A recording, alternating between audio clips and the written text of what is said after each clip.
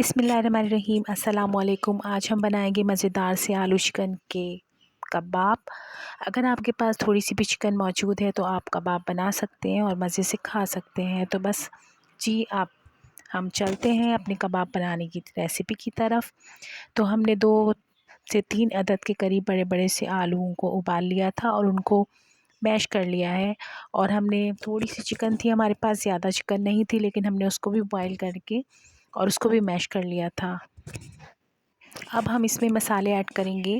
यहाँ पे हमने आधी टीस्पून के करीब नमक ऐड किया है और साथ ही इसमें हमने आधी टीस्पून के करीब ही इसके अंदर हमने काली मिर्च का पाउडर ऐड किया है और आधी टीस्पून के करीब ही इसमें हमने लाल मिर्च पाउडर ऐड किया है। अब हम इसमें डालेंगे भुना कुटा ज़ीरा और उसके साथ ही हम डालेंगे खटाई पाउडर, जिसे अमचूर का पाउडर भी कहते हैं, वो हमने ऐड किया है।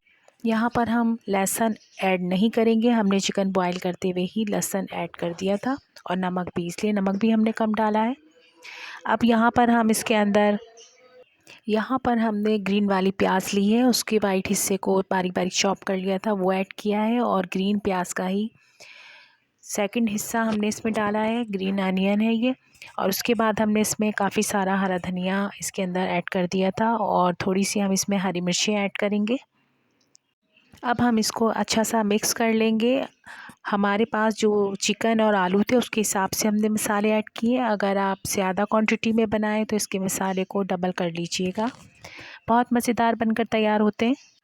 हमने अच्छे से मिक्स कर लिया था और ये अहम टिप है, आप देखिए इसमें हमने आधी टीस्पून के करीब घी ऐड किया है और घी को भी लगाने के बाद अच्छा सा मिक्स कर लेंगे। घी ज़रूर ऐड किया करें, इससे बहुत अच्छे से अंदर से पक के तैयार हो जाते हैं और बहुत अंदर से भी कच्चे नहीं रहते, बल्कि बहुत मज़ेदार फ्लेवर के साथ बनते हैं।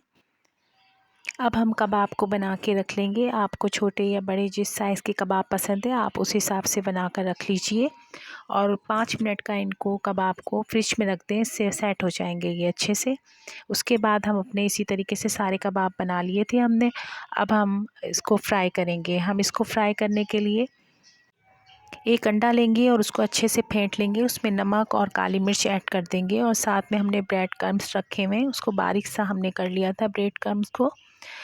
अब हम अपना कबाब अंडे में और ब्रेड क्रम्स में डिप करेंगे, उससे ये बहुत अच्छा सा मज़ेदार सा क्रंची सा बनेगा। उसके बाद हम इसको शैलो फ्राई करेंगे ताकि हमारे ऑयल ज़्यादा भी ना लगे और हमारे कबाब बड़े मज़ेदार से बनकर तैयार हों। आप देख सकते हैं कि जब एक साइड से कबाब अच्छे से सिक जाएं तभी उसको पलटिएगा। हमारे मज़ेदार से कबाब बन गए थे और आप देख सकते हैं कितना गोल्डन सा ब्यूटीफुल सा इसमें कलर आया है। बहुत अच्छे बनकर तैयार हुए थे और खाने में भी बहुत मज़ेदार थे। जी जनाब, केचप के साथ खाएं, मज़ा आ जाएगा। अगर आपको मेरी सिंपल और आसान रेसिपीज़ अच्छी लगती हैं तो प्लीज़ कमेंट्स किया करें, लाइक करें और सब्सक्राइब ज़रूर किया करें, इससे हमें एनर्जी मिलती है और अच्छा भी लगता है। तो प्लीज़ तब तक के लिए चाहूँगी इजाज़त। मिलते हैं नेक्स्ट व्लॉग में। अल्लाह हाफ़िज़।